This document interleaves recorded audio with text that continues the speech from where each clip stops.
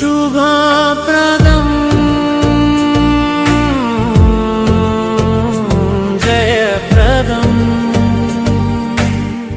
అంతు చిక్కని కారణాలతో ప్రజలు మరణిస్తున్న గుంటూరు జిల్లా తురకపాలెం గ్రామాన్ని వైఎస్ఆర్సీపీ నేతల బృందం సందర్శించనుంది.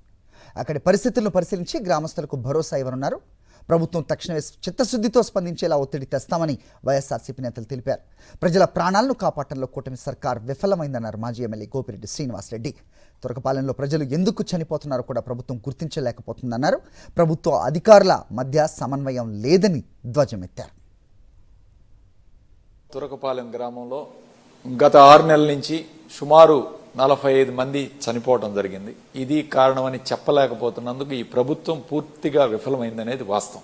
24 సంవత్సరాల మహిళ మళ్లీ తిరిగి తురకపాలెం గ్రామంలో చనిపోవడం జరిగింది. డిఎంఎండ్హెచ్ఓ గారు ఒక కారణం చెప్పారు, దాన్ని ఖండించి హెల్త్ కమిషనర్ గారు మరొక కారణం అని చెప్పారు. వాళ్ళిద్దరి మధ్య ఈరోజు అభిప్రాయ భేదాలు, ఆ గ్రామంలో ఇంకా కూడా అనిశ్చితి కొలుగుంది.